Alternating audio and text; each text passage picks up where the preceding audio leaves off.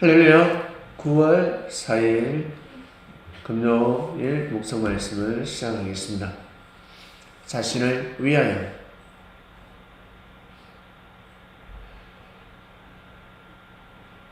로마스 말씀을 통해서 그 시대를 조명해 보았습니다.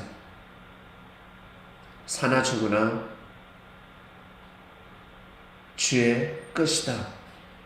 내가 살아도 주를 위해서 살고 죽어도 주를 위해서 산다. 이러한 사상과 정신을 가지고 살아간 사도들의 그 신앙은 참으로 위대합니다. 그를 보니까 그러려니 하시겠지만 그 시대로 돌아가면 이러한 정신을 가지고 살아가기는 너무나 어렵습니다.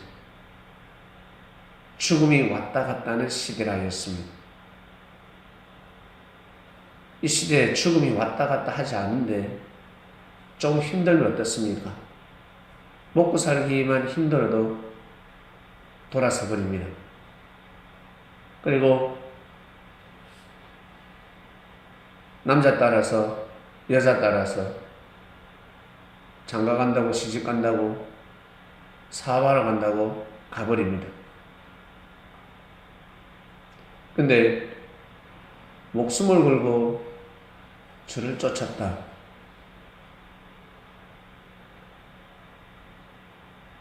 비교할 수가 없습니다. 땅에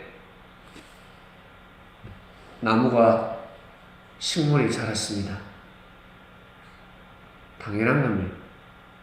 빨리 뿌리를 내려야죠. 그런데도 불구하고 흙인데도 불구하고 뿌리를 빨리 내리지 못하고 있습니다. 바람 불면 휙 넘어가 버립니다. 그런데 시멘트에 뿌리를 내린 식물을 보셨습니까? 기암절벽, 돌, 시멘트 뿌리를 내린 식물을 보셨습니까? 그런 식물들이 있습니다. 다 나가 떨어지는데 살 수 없는데 그 식물이 시멘트에 뿌리를 내립니다. 그와 같습니다. 그만큼 어려운 것입니다. 그만큼 힘든 것입니다.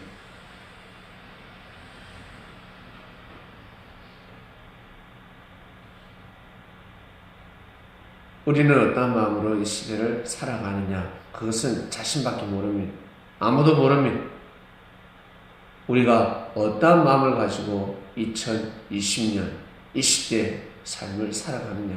옛날에 태어났다고 해서 절대 무시할 사람들이 아닙니다. 문명이 떨어졌다고 해서 절대 무시해서는 안 됩니다.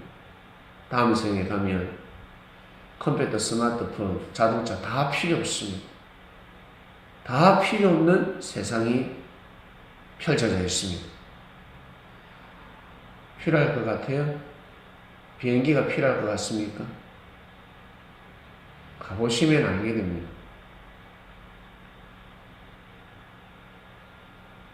이 세상의 모든 것들은 참 대단하고 대단한 것처럼 보이지만 뭐와 같냐면 새집과 같습니다. 두더지 집과 같습니다. 지하철 와 끝내준다. 지하 벙커 두더지와 같습니다.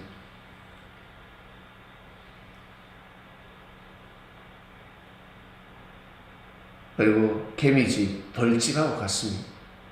아주 과학적이죠. 까치집, 새집들 보면 태풍이 불어서 날아가지 않고 너무 대단하다.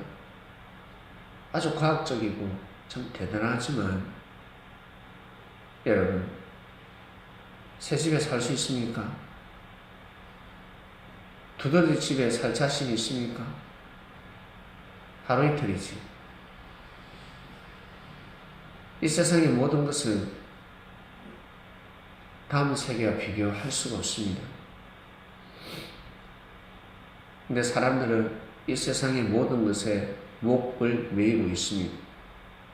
목숨을 걸고 있습니다. 사업하는데 목숨을 걸고 있습니다. 연애하는데 목숨을 걸고 있습니다. 모든 분야에 있어서 자기 꿈을 펼치기 위해서 목숨을 걸고 있습니다. 코로나가 말을 해주고 있습니다. 마스크 사업 미천하다였을 것입니다. 무슨 사업을 해도 마스크 사업이야?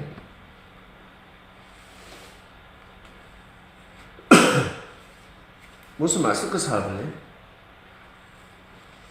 공장이 뭔데? 마스크 조그마한 마스크 공장을 운영합니다. 에이구. 당신은 어떤 사업을? 저 IT입니다. 디지털 단지에 제 사무실이 있습니다. 우와. 당신 사무실 어디 있습니까? 저 산 밑에 있습니다. 저 외곽지에 조그마한 공장이 있는데 논 옆에 있습니다. 반 옆에 있습니다. 에이, 무시했는데 시대가 모든 것을 변화시켜 버렸습니다. 모든 것이 바뀌어 버렸습니다. 당신 학벌이 뭐야? 저 서울대 나왔습니다. 저 해외유학 갔다 왔습니다.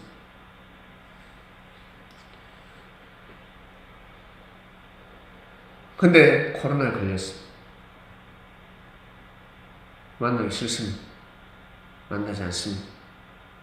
아무리 잘생겨도, 아무리 미인이랄지라도 코로나 걸리면 만나지 않습니다. 가까이 가지 마라. 공부를 잘합니다.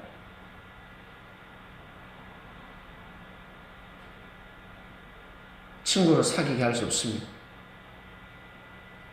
너무나 유명한 학원입니다. 근데 거기에 학원 선생님이 코로나 확진자입니다. 보낼 수 없습니다.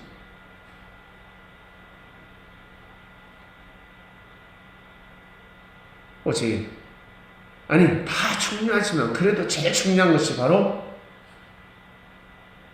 주를 위한 것이었습니다. 주를 쫓는 것이었습니다. 그렇게 살다 보면 자신을 위하여라는 삶이 나오는 것입니다. 코로나가 오니까, 질병이 오니까, 죽음이 오니까, 이게 코로나가 그냥 코로나가 아니라 죽음입니다. 죽음이라는 바이러스가 오니까 답이 다 나오는 거예요. 죽음이 오니까 모든 판도가 뒤집어졌습니다. 그게 중요한 게 아니라는 겁니다. 일단 죽음을 피해야 합니다. 죽음을 피해야 합니다. 그래서 예수님 시대 때는 질병이 없었을까? 저는 있었다고 봅니다. 노아 시대 때는 없었을까? 있었다고 봅니다. 시대마다 질병은 있었을 것입니다. 그 나름대로 질병이 있었습니다.